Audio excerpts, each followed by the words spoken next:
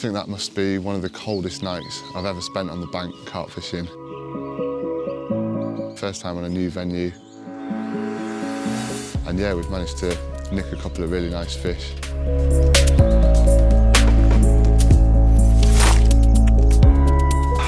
Right guys, you're not going to believe this fish. It's absolutely beautiful. I'm blown away. This is an awesome fish. On a little wafter rig that I'm going to show you in a minute. This is why we came to Combley Lakes.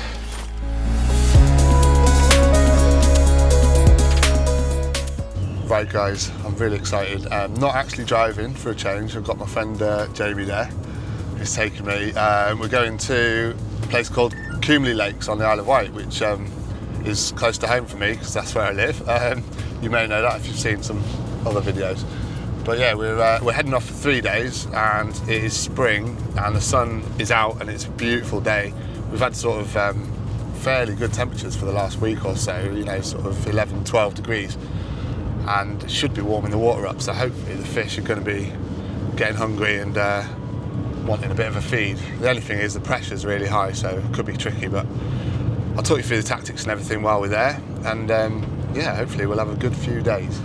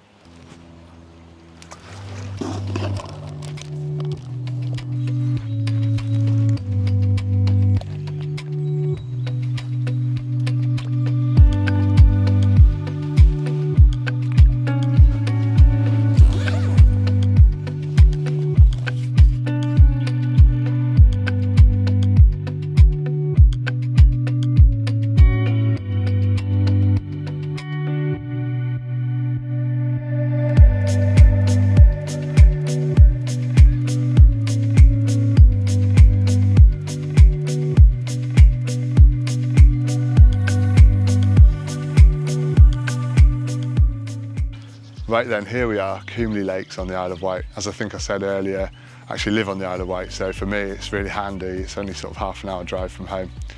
But yeah, we've got fantastic fishery here. There's 2 lakes you can fish. I think one's a little bit bigger up the hill there. We're on the lower lake, which is around about 3 acres, and there's about 50 carp in here, I think. But they're really, really good average size. There's 4 40s in here. I think there's a 50 in here as well, and quite a few 30s as well, and they're really scaly, dark, beautiful fish, so hopefully we can show you some of them on this session. It's been really, really hot and sunny today, the first time really this year that it's felt hot like that. Just been in a t-shirt all day, and the fish have been really easy to find. They're all sort of cruising around on the far margin there. So me and Jamie that I've come with on this trip have both got our 3 rods out over the far side there, where we've seen the fish. It's mostly clear bottom on here. It's kind of a clay bottom, and the water's dyed blue, so there's no weed either. So it's really just a case of picking a spot that you like the look of near to where you've seen fish, and then just getting a little trap set. So that's what we've done. I've not really sort of shown you the whole sort of setup and the tactics and everything, because I'll run you through that tomorrow. But for tonight, I just wanted to get the rods out. We are sort of coming into the evening now. The sun's just starting to go down behind the camera there, and I think it's going to be nice. We've got a barbecue, we've got a couple of beers and stuff, and yeah, it should be a nice evening. Hopefully there'll be 1 or 2 fish to show you as well.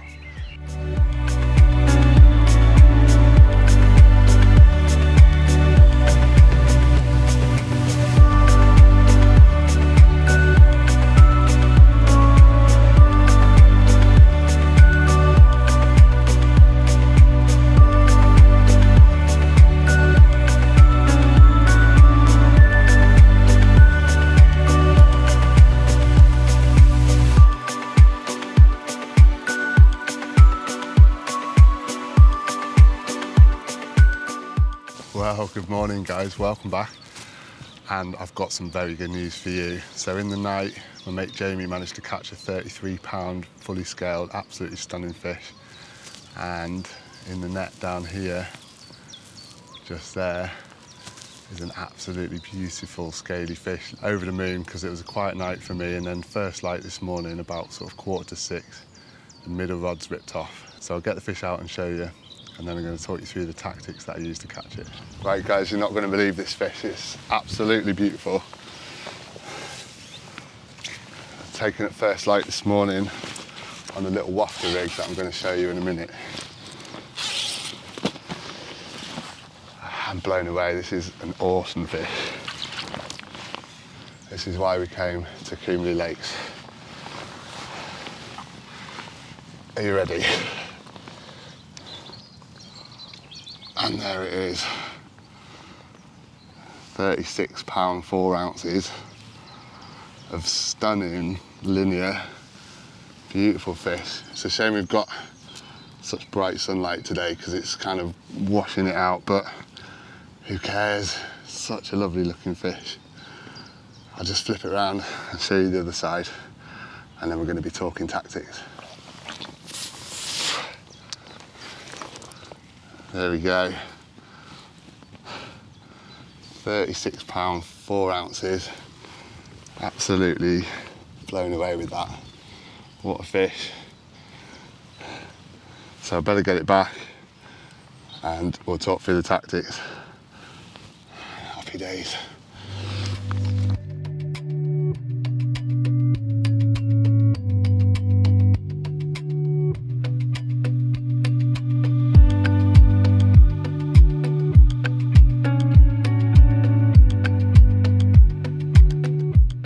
Right, so as promised, I'm just going to take you through the tactics very quickly for how I caught that fish and how I'm going to be fishing for the rest of the session because it seems to be working.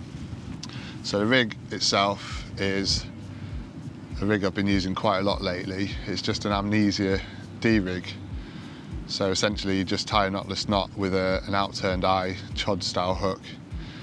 And then with the tag end, you put a hook ring swivel on there, pass it back through the eye and blob it. And that's about it. And I've just got a Pure Bait Concepts SS1 wafter on there with a couple of maggots on top, just for a bit of movement really. Blob a putty in the middle just to help it sink down. And I've actually got an inline lead because the bottom on this lake is just hard clay. I don't think you need a lead clip really or anything. It's semi-fixed so it can pull out and slide up. So when the fish shakes its head, it's not got the weight of the lead to help it get rid of the hook. So it's a good little setup that. I've got tubing because it's tubing only on this lake. About 18 inches of tubing just to protect the fish really, and keeps it pinned down a little bit. And that's the rig, and it's going out with a little mix of bait, so I'll show you that next. Right, so the bait mix is quite simple really. I've just got amino ester boilie crumb, which I've done quite fine, but there's still a few sort of chunks in there, you know, that sort of size, but it's all mostly fairly small.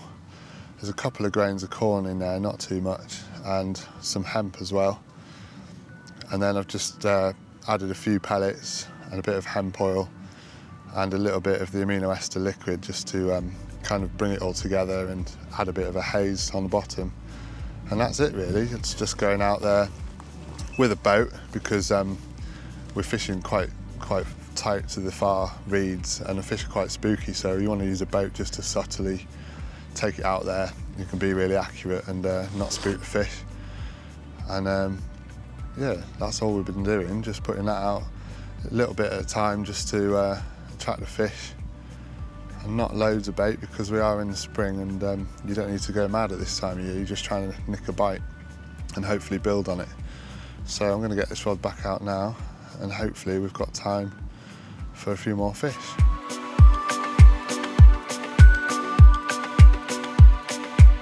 Right then guys, so we're coming into the second evening now, and it's been a quiet day today, but I'm not really surprised. We've had really strong northeasterly winds and bright sunshine. It's actually felt quite warm, and I had a little walk around the far side earlier on whilst the rods were wound in, and there was quite a few fish cruising up and down those reeds on the far margin there, but just not feeding, you know, they're just up in the water. Now, if you could use zigs, I think that'd be perfect, but zigs are banned on here, so you have to stick to the rules, don't you? So we've just kind of stuck with fishing on the bottom as we were sort of last night and this morning, and nothing's happened, but I'm not surprised really with the way the fish have just been basking in the sunshine. It's the first sort of time it's felt warm this year properly, and they're obviously enjoying it the same as us really.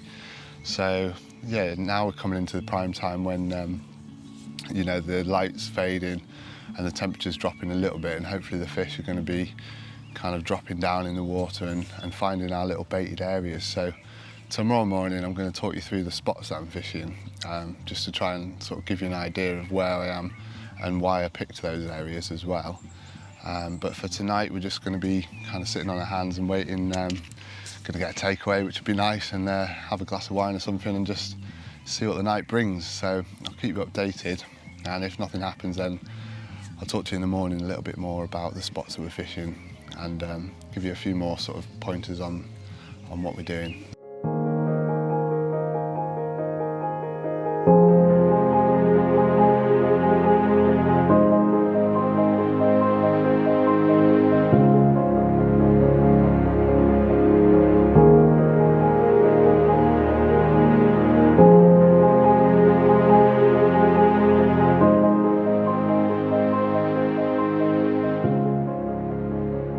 Hey, good morning guys. So this is the second morning now of our 3-day trip, and it is really cold. We had a proper cold one last night. I had my coat on in bed, like the sleeping bag zipped up and everything. And this morning we've got frost here and there. It's not really cold, but there's, you know, a bit of frost around. Clear skies as you can see behind me, and no wind at all, so not conducive to catching carp unfortunately, and nothing did happen through the night. But it's bright and early, and we're up early because there have been fish showing this morning, and several of them have been showing over my middle rod. So I'm sort of anticipating maybe some action in the next hour or so. But if not, I'll get some breakfast on and a nice cup of coffee and try and warm up a little bit. But today we're going to be talking you through spots and things, and just kind of general overview of our thought process behind kind of where we're fishing and why we've done what we've done really. But yeah, I'm hoping in the next hour or so I can show you a fish as well, so stay tuned guys, and I'll get back to you if anything happens.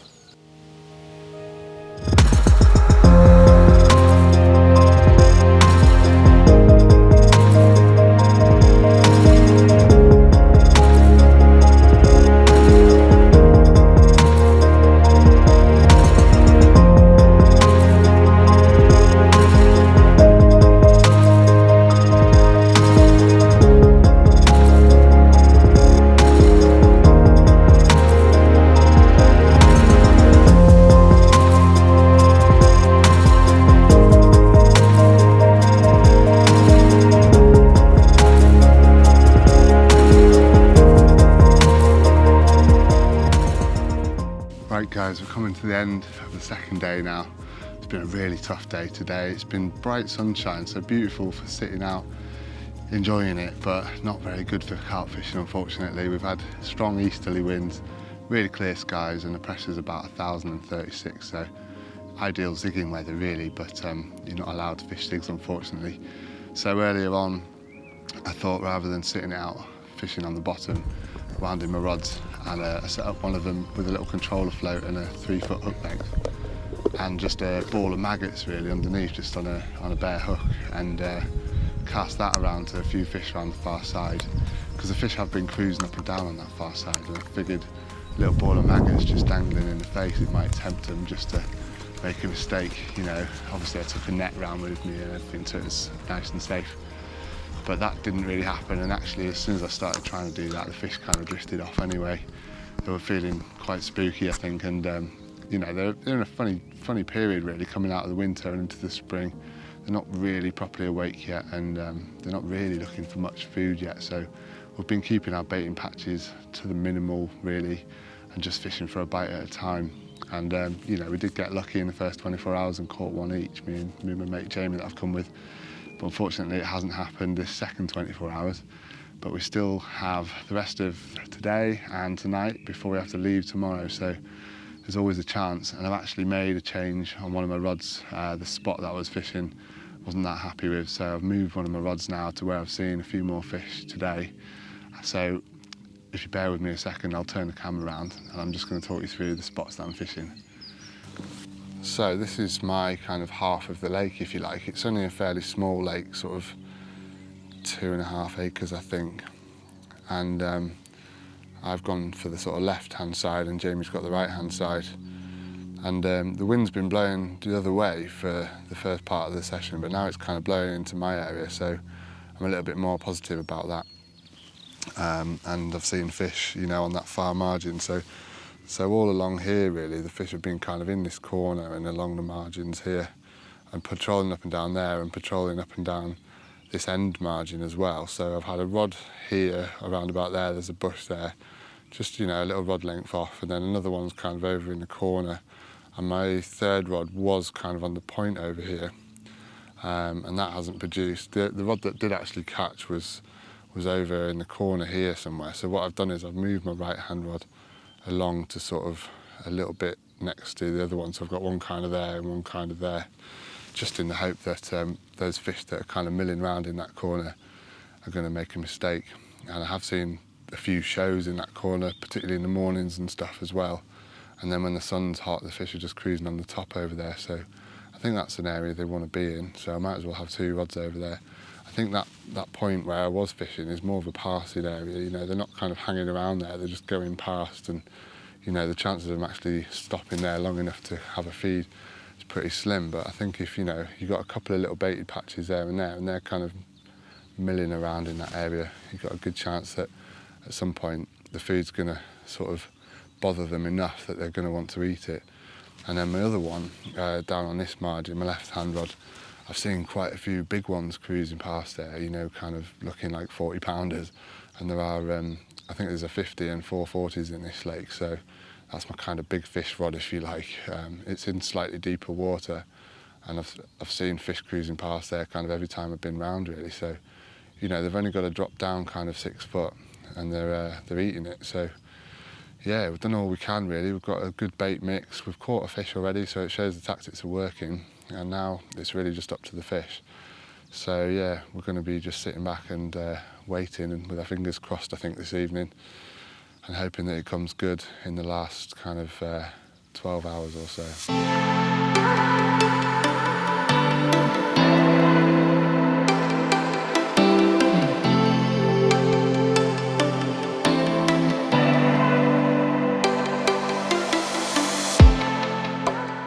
Right. Good news, guys. I'm talking to you in the dark, so that obviously means that something's happened.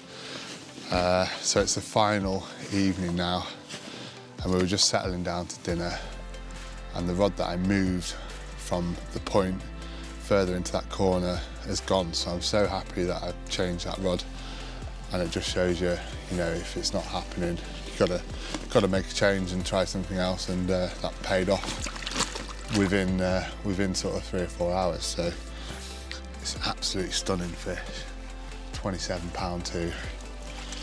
Hopefully it's going to behave itself to show you guys. Right, here we go. Absolutely made up with that one. Beautiful apple slice scales all over it. 27 pound too.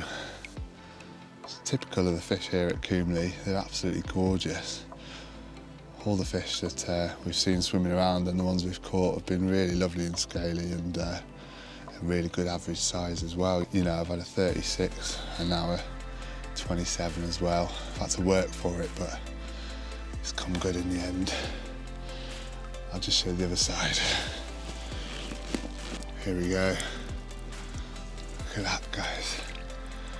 27 pound, 2 ounces. Stunning scaly carp. Caught on that little SS1 wafter again over the mix that I showed you, on the new spot this time. So I'm so glad I moved that rod. It's gotten really cold tonight. The fish is actually steaming and I can see my breath, and there's kind of frost on stuff. So Yeah, I feel like pretty jammy to have caught this one in such cold conditions.